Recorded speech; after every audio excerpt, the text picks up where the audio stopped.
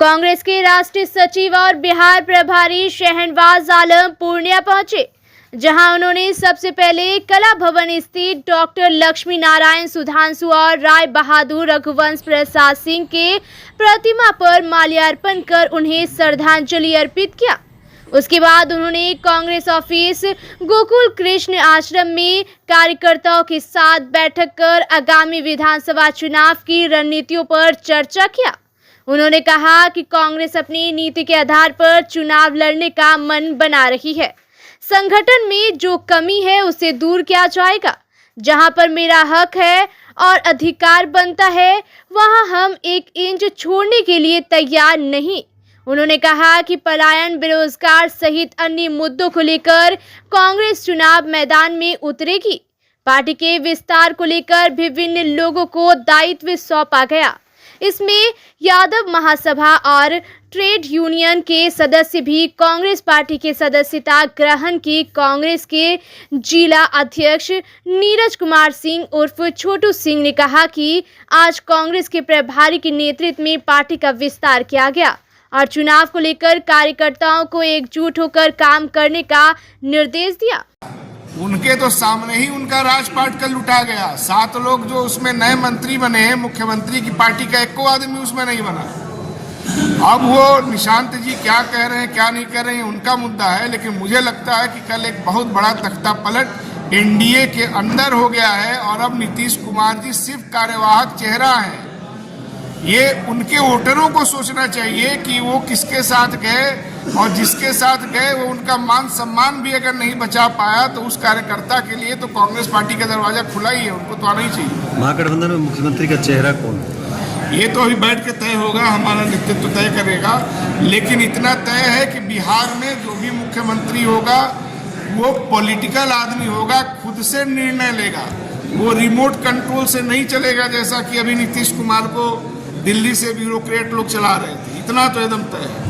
पूर्णिया जिला में भी संगठन नए संगठन हाँ, कुछ लोग ज्वाइन कर रहे हैं। आज ही देखिए ट्रेड यूनियन के बड़े नेता ज्वाइन किए हैं, यादव महासभा के लोग ज्वाइन किए हैं। कांग्रेस पार्टी का कुनबा तो बढ़ता जा रहा है। कांग्रेस ने हर समाज के लिए कुछ ना कुछ किया है, इसलिए जब समाज संकट में होगा तो सारे लोग कांग्रेस पार्टी की तरफ ही देखेंगे।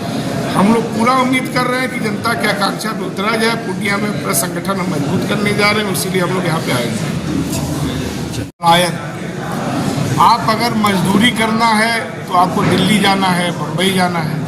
कंप्यूटर का पढ़ाई किए हैं, उसके लिए कोई रोजगार चाहिए तो उसके लिए भी दिल्ली बम्बई जाना है। तो छोटा काम से लेकर बड़ा काम के लिए आपको अगर बाहर जाना पड़ रहा है, इसका मतलब कि बिहार को पॉलिसी लेवल पे केंद्र सरकार ने एक लेबर स्टेट बना करके रख दिया है, जहां से कंप्यूटर का लेबर हो, चाहे रिक्शा चलाने वाला लेबर हो, चाहे घर बनाने वाला लेबर हो, इसका सप्लाई होता है। ये एक तरह से उपनिवेश बना दिया गया है बिहार को यहाँ की सरकारों द्वारा।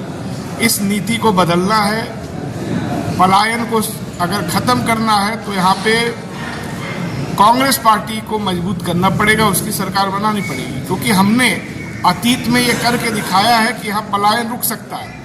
जब मनरेगा बहुत बेहतर तरीके से चल रहा था तो अखबारों में ही ये खबर छपी है कि पलायन रुक गया और पंजाब के किसान लग्जरी बस लेके आते थे मजदूर खोजने, उनको मोबाइल का पैसा का लालच देते थे कि आप हमारे यहाँ चल के मजदूरी करिए, लेकिन वो नहीं आते थे। क्यों?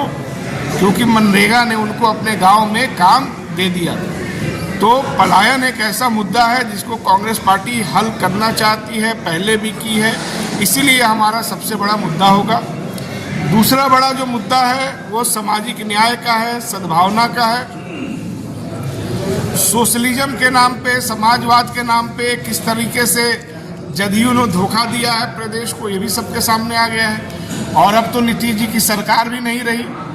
कल जिस तरह से शपथ ग्रहण हुआ, मंत्रिमंडल का विस्तार हुआ, उसमें 7 मंत्री तो जेडीयू के नहीं हैं, वो तो सब भाजपा के हैं। जेडीयू का एक को नहीं है उसमें। इसका मतलब कि कल जो जेडीयू की सरकार थी उस पे कल भारतीय जनता पार्टी ने कब्जा यहाँ कर लिया है।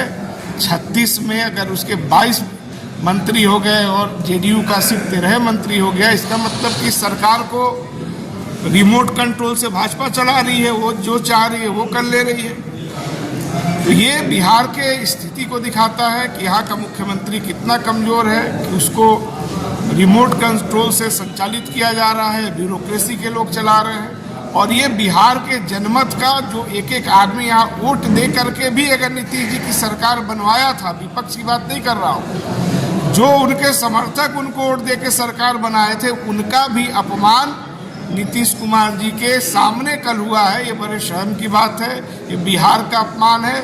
और इसीलिए कांग्रेस पार्टी इंडिया गठबंधन ने तय किया है विधानसभा चुनाव में हम लोग भाजपा और नीतीश जी को हराएंगे, तो सिर्फ यहीं पर भाजपा और नीतीश जी की सरकार नहीं जाएगी। आप जानते हैं कि ये सरकार बैसाखी पे टिकी हुई है।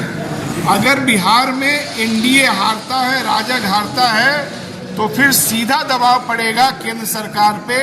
अगर यहाँ इंडिया गठबंधन जीतता है तो दिल्ली में भी मोदी सरकार की विदाई हो जाएगी। इसलिए हमारे लिए चुनाव बहुत महत्वपूर्ण है और उसको हम लोग समझते हुए हमारे तमाम जो कार्यकर्ता हैं, नेता हैं, दिन रात मेहनत कर रहे हैं। नीतीश कुमार के बेटे निशांत बिहार के ऊपर भारी शाहनवाज जी का कार्यकर्ताओं के साथ जिला में बैठक रखा गया था। इसमें काफ़ी मजबूत लोग पार्टी में ज्वाइन भी किए हैं, जिसमें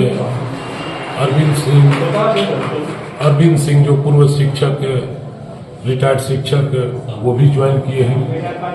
और यादव महासभा के अध्यक्ष जो है वो भी ज्वाइन किए हैं।